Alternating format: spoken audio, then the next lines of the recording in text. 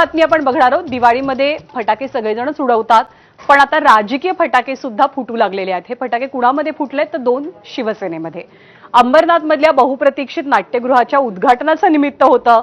एकनाथ शिंदे यासाठी उपस्थित होते, पण या व्यासपीठाचा वापर त्यांनी केला ठाकरे बंधूंवरती टीका करण्यासाठी।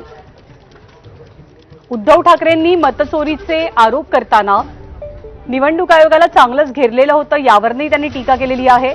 या कार्यक्रमासाठी उपमुख्यमंत्री एकनाथ शिंदे, ज्येष्ठ अभिनेते अशोक सराफ, महेश कोठारे आणि बरीच बडी मंडळी उपस्थित होती। एकनाथ शिंदेंनी उद्घाटन केलं आणि नव्या कोऱ्या स्टेजवरती भाषण रूपी एकपात्री प्रयोग सुद्धा सादर केला। एकनाथ शिंदेंनी या आपल्या राजकीय एकपात्री प्रयोगादरम्यान उपस्थितांना अगदी पोट धरवून हसवलं, पण त्याचसोबत राजकीय विरोधकांना जोरदार टोले लगावले। उद्धव ठाकरे, राज ठाकरे यांच्या मनोमिलनाबद्दल भाष्य करताना त्यांनी भाऊबंदकीच्या नाटकाचा आधार घेतला, पण शिंदेंच्या टीकेला संजय राऊतांनी उत्तर सुद्धा दिलंय।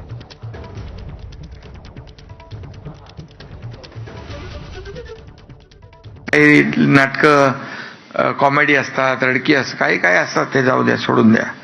पण पूर्वी भाऊबंदकी नाटक खूप गाजलं होतं।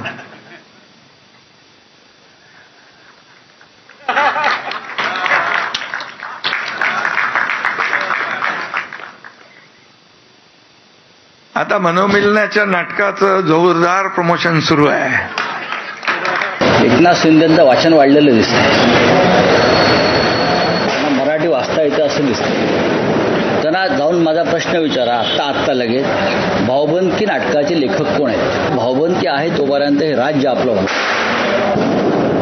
एकत्र आलं पाहिजे, मराठी लोकांनी, देशातल्या लोकांनी।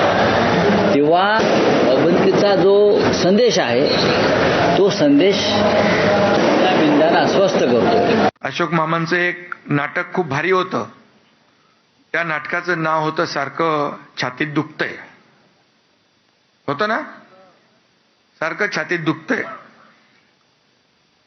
मामांना मी सांगू इच्छितो, शिवसेनेचं यश पाहून काही लोकांच्या सारखं पोटात दुखतंय। आज काय आहे?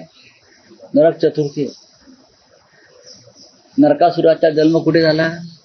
गुवाहाटीला झाला। हे जे नरकासुर इकडले आहे, जे गुवाहाटीला जाऊन पूजा करतात तर नरकासुर, बरं का, तर त्यांचं हे बॉडी पेन होणारच त्यांना। आमचा विषय पोटात दुखण्याचं कारण नाही, आमच्या कोणाच्या पोटात छातीत काय दुखत नाही, आम्ही ठणठणीत तंदुरुस्त आहोत। पण आज त्यांची जयंती आहे, आज एकनाथ शिंदेची जयंती आहे, गुवाहाटीला त्यांना जावं लागेल कदाचित। खरं म्हणजे इकडं लहान मूल रडायला लागलं तर शांत करण्यासाठी क्राय रूम सुद्धा आहे,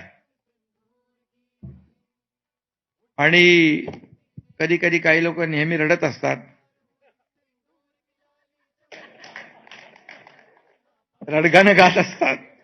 तर बघा मामा, माईक भेटलाय तर थोडं बोलतो, आणि म्हणून त्यांना देखील इथल्या क्राय रूम मध्ये बसता येईल।